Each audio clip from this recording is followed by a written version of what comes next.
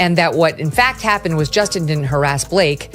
Blake was interested in wresting control of this movie away from Justin, who was the director and the producer. She was just an actress in it. And used threats and coercion and bullying to do it. And to the point where this guy was in the basement at his own movie's premiere.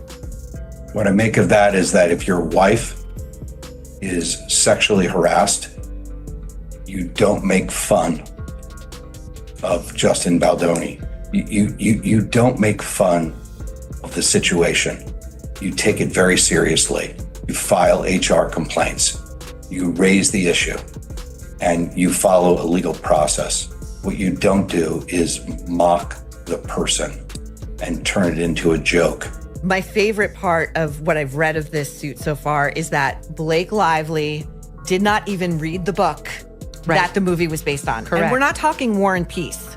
This is a book that's probably written at a second grade reading level. Yeah. Are you going to sue Blake Lively too? Into oblivion, Megyn. And we're carefully considering other people that will be sued also. And some Ryan of them Reynolds? come as a surprise. Ryan Reynolds, for sure. Oh, wow. Hollywood loves a headline, but baby, this one hit different. When the words Blake Lively and going to jail started living in the same sentence, the internet didn't just gasp, it froze. Screenshots flew, group chats lit up, and then Megyn Kelly stepped in and said, "Hold on, let's talk about this." Because when a polished A-list star with a carefully built image suddenly gets dragged into legal chaos and criminal speculation, you already know there's more beneath the surface. This wasn't just gossip anymore. This was a reputation on the line, careers in danger, and a storyline so wild it made people wonder how Hollywood could chew up even its golden girls. What nobody expected was that this wouldn't be about a single mistake, but about a chain reaction of decisions, statements, and alleged contradictions that turned whispers into a full-blown storm. And once Megyn Kelly broke it down, the question wasn't, is Blake Lively guilty, but how did it even get this far? We've come across evidence that shows that even her own representatives knew that she was threatening and mean and tough and wanted to get her way. This is not something that we wanted out there. It's not something that Justin wanted out there. In fact, it hurts the movie. It doesn't help the movie. My favorite part of what I've read of this suit so far is that Blake Lively did not even read the book that the movie was based on. Correct. And we're not talking War and Peace. This is a book that's probably written at a second grade reading level. Yeah. Blake Lively didn't come up the messy way. She wasn't a tabloid regular crashing out of clubs or fighting paparazzi in parking lots. She was the clean, clever, camera-ready star who always seemed in control. From the moment she broke through, she was sold as the girl who had it all. Talent, beauty, charm, and a kind of likability that felt effortless. Whether you knew her from teen dramas, big studio films, or red carpet interviews where she made jokes without trying too hard, Blake's image was safe, relatable, but untouchable. The kind of actress brands loved and studios trusted. And when she married Ryan Reynolds, Hollywood crowned them the golden couple. Funny, supportive, stylish, and seemingly drama-free. Together, they were marketed as proof that fame didn't have to ruin you. But here's the thing about Hollywood perfection. It only works as long as nobody looks too closely behind the curtain. As Blake's career evolved, so did her power. She wasn't just showing up and reading lines anymore. She was producing, influencing creative direction, and speaking up about how stories should be told. On paper, that's growth.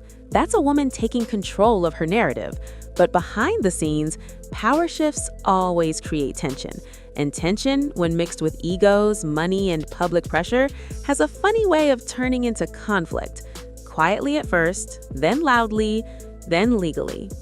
The project at the center of this mess was supposed to be emotional, meaningful, and impactful. Fans were excited, studios were confident, everything looked aligned. But once production began, cracks started to show. Creative disagreements turned personal, private conversations allegedly turned into evidence, and suddenly, what should have stayed behind closed doors started leaking into public view. Are you going to sue Blake Lively too? Into oblivion, Megyn. And we're carefully considering other people that will be sued also. And some Ryan of it will Reynolds? come as a surprise. Ryan Reynolds, for sure. Oh, wow. Blake, according to critics, began positioning herself as someone pushed aside, someone whose voice wasn't respected. Others, however, claimed the opposite, that she had more influence than she let on, and that the story being told publicly didn't match what happened privately. That's where the danger zone begins. Because in Hollywood, it's one thing to spin a narrative in interviews. It's another thing to repeat that narrative under oath. I'm a man, and this is a story that is told through the lens of a woman. And especially when it relates to intimacy scenes and to scenes where there is a mix of intimacy and violence, I wanted to make sure that those scenes had a female gaze. As much as I can try to see the world as a woman, I never will be able to. But here's the twist nobody saw coming. The conversation shifted from creative differences to legal exposure. Lawsuits were filed, statements were dissected, timelines were questioned, and suddenly people weren't just asking who was right or wrong creatively, they were asking whether someone had crossed a legal line. And that's when Megyn Kelly entered the chat. What I make of that is that if your wife is sexually harassed, you don't make fun of Justin Baldoni. You don't make fun of the situation. You take it very seriously. You file HR complaints. You raise the issue, and you follow a legal process. What you don't do is mock the person and turn it into a joke. Megyn Kelly doesn't mince words. Love her or hate her, she thrives in moments like this, when public emotion clashes with legal reality. She didn't scream or speculate wildly.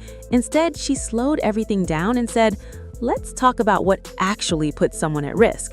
According to Megyn, the real issue wasn't Hollywood drama. It was credibility. If Blake made statements that were later contradicted by messages, documents, or witnesses, that's not just embarrassing, that's dangerous. Megyn explained that when someone presents themselves as a victim publicly and then repeats those claims in legal settings, any inconsistency becomes ammunition, and not the kind you can laugh off with a red carpet joke. Megyn made it clear, jail isn't about being disliked, it's about provable lies. If someone knowingly misrepresents facts in legal proceedings, that's where perjury conversations begin. And once that word enters the room, everything changes. Suddenly, it's not about PR teams and spin. It's about statutes, consequences, and whether prosecutors believe there's intent. Megyn emphasized that high-profile status doesn't protect you here. In fact, it can make things worse, because when you're famous, every word is documented. Every email, every text, every leading note becomes part of a potential paper trail.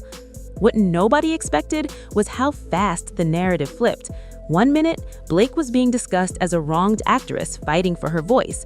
The next, she was being framed by critics as someone who may have exaggerated, backtracked, or selectively told the truth, depending on the audience. And Megyn Kelly didn't accuse, she questioned. She asked why certain statements didn't line up, why timelines felt fuzzy, why public interviews seemed to contradict private communications allegedly submitted in court. Those questions alone were enough to send shockwaves through fan communities. The internet, of course, did what it always does. It picked sides. Some defended Blake fiercely, saying this was another example of a powerful woman being punished for speaking up. Others weren't so forgiving. They pointed out that accountability doesn't disappear just because someone smiles while on camera. And Megyn's commentary gave those skeptics something they hadn't had before: legal framing. She explained that prosecutors don't care about vibes, they care about facts. And if facts don't line up, celebrity status won't save you. Behind all of this was the quiet but brutal reality of what legal stress does to a person. Blake, who once looked unshakable, suddenly appeared more guarded. Public appearances felt different. Interviews became rare. And while no charges had been filed, the damage was already happening. Studios get nervous, brands hesitate, because even the possibility of criminal exposure is enough to make people back away. Hollywood doesn't wait for verdicts, it reacts to headlines. Megyn Kelly also pointed out something most fans ignored: intent is everything. A mistake is not a crime, a misunderstanding is not jail-worthy, but knowingly saying something false under oath, that's where the line is crossed. She stressed that the legal system isn't emotional, it doesn't care about fandoms. If evidence suggests deliberate deception, consequences follow.